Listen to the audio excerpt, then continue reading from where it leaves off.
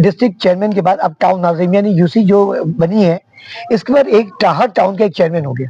اب یہ town chairman کی ایک بہت بڑی ذمہ داری ہے کہ وہ یوسی چیئرمین کو پیسہ دے، فنڈ دے تاکہ وہ کام کر سکے. اچھا راشد بھائی، ایک سوال کرتے ہوئے یہاں سے چلوں گا میں کہ راشد بھائی، عام جا کے کیسے اپروچ کرے، ان کو کمپلین کیسے کروائے اور فالو اپ کیسے رکھے، اور ان کے پاس فنڈنگ کتنی آتی ہے ہمارے علاقے کے حساب سے؟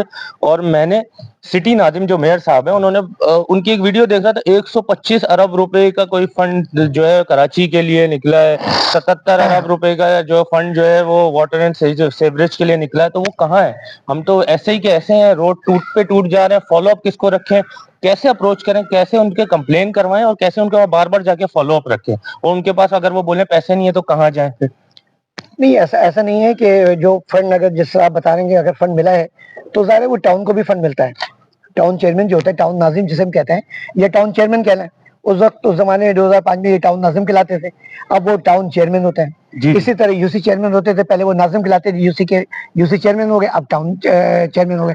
تو ان کے پاس دیکھیں، یہ گراس روٹ پر یہ جو بھی آپ کے پروپوزل ہے، اپروچ آپ کو کرنا پڑے گا یوسی لیول پہ بھی. یوسی چیئرمین جو ہے، ہر یوسی کا ایک چیئرمین، وائس چیئرمین، ان کی پوری ٹیم بیٹھی ہوئی ہے نا، کونسلر وغیرہ سب بیٹھے ہوئے ہیں. جی ہمارے ایریے کے اندر، ایک منٹ ذرا گاڑی کو جانے دیں.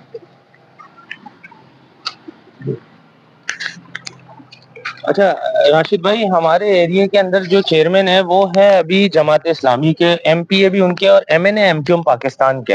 تو پہلے جا کے میں کس کو اپروچ کروں اور فالو اپ کس سے رکھوں کہ بھائی میرے علاقے کا کام کرواؤ، روڈیں صحیح کرواؤ، خاص طور پہ روڈیں، پانی، روڈیں، سیوریج بھی ہے. آپ دیکھتے ہیں کہ یہاں رفایم سے جا رہے ہوتے ہیں تو وہ فلیٹ بنا ہوا اور اس کے نیچے سیوریج کا پانی آتا رہتا ہے اور وہ روڈ ٹوٹ گئی ہے. اب آپ بتائیں کہ میں کس کو اپروچ کروں؟ آپ مجھے ذرا تھوڑا گائیڈ کریں، لیکن مجھے نہیں پتا اس بارے میں تھوڑا.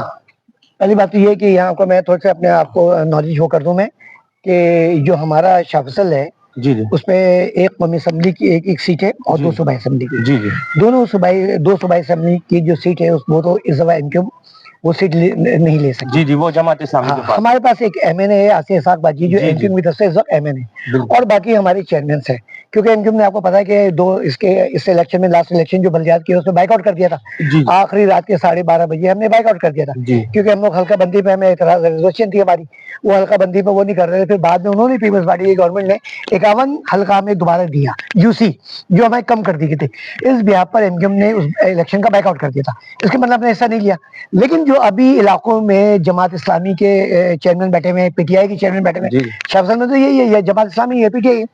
تو یہ چھوٹے موٹے جو کام ہوتے ہیں، روڈ ریپیئر، سیوریج سسٹم، کیونکہ دیکھیں اس میں کوئی فنڈ کی ضرورت نہیں پڑتی.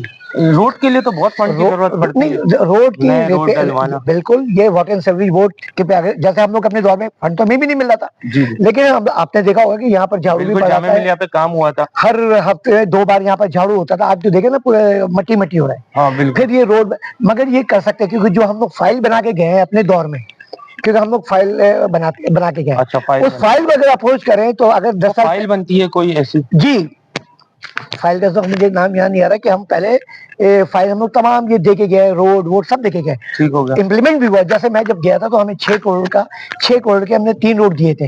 ایک وائلس گیٹ سے لے کر رفایم سوسائٹی سے، آفاق نے دیا تھا جو یوسی 13 کے چیئرمین تھے، وہ بنا تھا، وہ پی ٹی آئی نہیں بنا دیا تھا. پھر وہ ہمارے ٹرن اوور ختم ہو گیا تھا. پھر ایک اسٹیشن، رفایم اسٹیشن سے لے کے ملی 15 ٹرک اڈے تک دوسرا روڈ تھا، وہ بھی نہیں بنا، وہ بھی 2 کروڑ کا تھا، یہ بھی 2 کروڑ کا تھا، نہیں بنا. اس کے بعد ملی ٹرک کے اڈے سے لے کے بابا ولایتی شاہ تک تیسرا روڈ تھا، وہ بھی نہیں بنا. یعنی یہ 2 روڈ جو میری یوسی 14 میں آتے تھے اور ایک آفاق بھائی کے آتے تھے، تو وہ تو پی ٹی آئی نے بناتے تھے. لیکن ملی وائلس گیٹ سے لے کر یہ ملی ہاٹ سے لے کر ٹرک کے اڈے تک یہ روڈ بن گیا اور ابھی بھی بنا ہوا ہے. اچھا، وہ کس نے بنایا تھا؟ وہ ہم نہیں بنایا تھا نا، ہم لوگ حالانکہ چلے گئے تھے، لیکن ہم نے پھر بھی اس پہ امپلیمنٹ